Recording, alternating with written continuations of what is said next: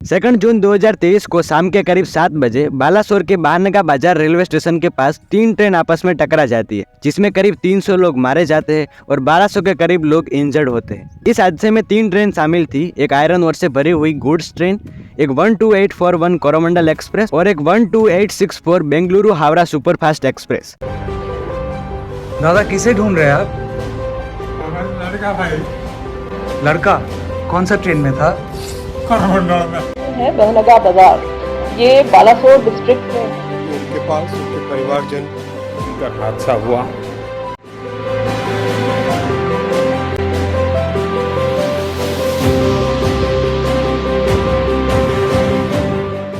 अब बात करते हैं कि ये एक्सीडेंट हुआ क्यों।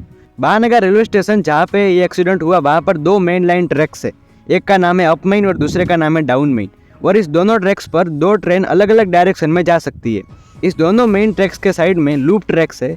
किसी भी ट्रेन को साइड में रोकने के लिए लूप ट्रैक्स का इस्तेमाल किया जाता है। जैसे कि मान लीजिए कि एक ही डायरेक्शन में 2 ट्रेन आ रही है, उनमें से आगे वाली ट्रेन धीरे चल रही है पीछे वाली ट्रेन की सापेक्ष में, तो आगे वाली ट्रेन को थोड़ी देर के लिए लूप ट्रैक्स में रोका जाएगा ताकि जो ज़्यादा गति से चलने वाली पीछे वाली ट्रेन है वो मेन लाइन से चली जाए।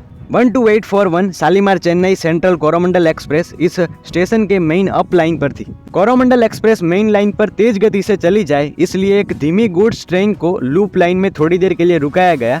इस गुड्स ट्रेन में आयरन ओर भरी हुई थी।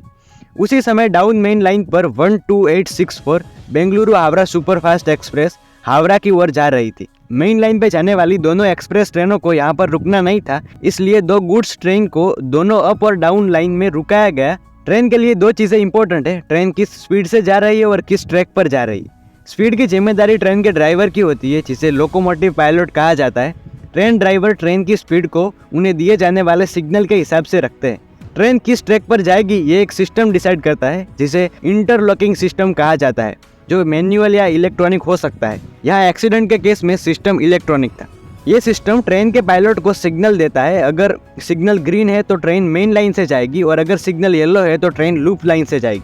अगर सिग्नल येलो होगा तो लोको पायलट ट्रेन की स्पीड को कम कर देंगे ताकि वो ट्रेन लूप लाइन पर रुक सके। कोरोमंडल एक्सप्रेस के लोको पायलट को ग्रीन सिग्नल दिखाया गया, यानी कि ट्रेन मेन लाइन से जाएगी, लेकिन ग्रीन सिग्नल होने के बावजूद भी ट्रैक लूप लाइन की ओर मुड़ी हुई थी। रेलवे बोर्ड की मेंबर जया वर्मा सिन्हा ने एक इंटरव्यू में कहा कि लोको पायलट ने कहा कि ट्रेन आगे तभी बढ़ी जब उन्हें ग्रीन सिग्नल दिखाया गया और लोको पायलट की कंडीशन अभी क्रिटिकल है और वो हॉस्पिटल में है। कोरोमंडल को ग्रीन सिग्नल मिला था, इसलिए ट्रेन फुल स्पीड में चलाई जाती है 128 किलोमीटर पर आवर। अब कोरोमंडल का ट्रैक मेन लाइन की जगह पे लूप लाइन की ओर था, इसलिए कोरोमंडल लूप लाइन में हाई स्पीड से घुस जाती है और लूप लाइन में खड़ी गुड्स ट्रेन से टकरा जाती है। गुड्स ट्रेन में आयरन ओर भरा हुआ था, तो आयरन ओर इतना स्टेबल और उसकी सेंटर ऑफ ग्रेविटी इतनी स्टेबल होती है कि वो नहीं हिली तक नहीं, उसमें थोड़ा बहुत इधर उधर हुआ पर वो हिली नहीं, इसलिए इम्पैक्ट बहुत ज़्यादा था। कोरोमंडल के डिरेल हुए कुछ ट्रेन के कोचेस बेंगलुरु हावड़ा एक्सप्रेस जो मेन डाउन लाइन पर जा रही थी उसके आखिरी 3 कोचेस से भिड़ जाते हैं, जिसकी वजह से और लोग मारे जाते हैं। रेलवे मिनिस्टर ने कहा कि ये एक इंटरलॉकिंग सिस्टम का फेलियर था। रेलवे बोर्ड के मेंबर जया वर्मा सिन्हा ने कहा कि इंटरलॉकिंग सिस्टम एरर प्रूफ है। It is suppose to be error proof, और अगर इंटरलॉकिंग सिस्टम फेल हो जाए तो सिग्नल रेड हो जाता है। अभी भी इन्वेस्टिगेशन हो रही है और इसका कुछ और रीजन भी सामने आ सकता है। अब बात करते हैं कवच सिस्टम के बारे में। कवच सिस्टम एक ऑटोमेटिक ट्रेन प्रोटेक्शन सिस्टम है जो इंडिया में ही बनाया गया है research design and standards organisation RDSO के द्वारा। कवच को 2012 में बनाना शुरू किया था ट्रेन कोलिजन अवॉइडेंस सिस्टम के नाम से और इसे 2022 में कंप्लीट किया गया। कवच सिस्टम सबसे सस्ता SIL4 सिस्टम है, यानी कि सेफ्टी इंटीग्रिटी लेवल 4 सिस्टम, और इस सिस्टम में एरर होने की संभावना 1 है इन 10,000 ईयर्स, यानी कि नामुमकिन। system called Kavach, if you compare with the current European system which is ETCS level 2, this is better than level 2 and comparable to level 3. Level 3 very few countries are there. कवच system Gandhinagar और मुंबई के बीच Vande Bharat train में लगाया गया है। कवच को 77 knows के साथ साउथ सेंट्रल रेलवे पर 1455 रूट किलोमीटर के लिए तैनात किया गया है। Currently Delhi Mumbai and Delhi Howrah corridor में 3000 रूट किलोमीटर्स पर कवच का काम चल रहा है। कवच सिस्टम ट्रेन में ऑटोमेटिकली ब्रेक लगाता है जब ट्रेन रेड सिग्नल पे रुकती नहीं है या फिर ट्रेन दूसरी ट्रेन से टकराने वाली हो। इसका टेस्ट भी किया गया। इसका मतलब कॉशन है अगले सिग्नल पे हमें रुकना है, लेकिन ड्राइवर गलती कर रहा है, बिना पूरे फुल स्पीड पे जा रहा है। और ये देखिए कैसे दिखा रहा है ये कि आप ज्यादा स्पीड पे चल रहे हैं और गाड़ी को अपने आप ब्रेक कर रहा है।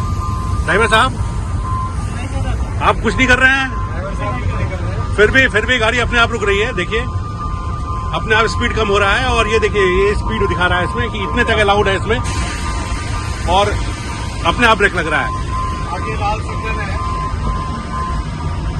आगे लाल सिग्नल है और स्पैड करने की कोशिश की गई और कवच पूरी तरह से सुरक्षित हमारे ट्रेन को ले जा रहा है।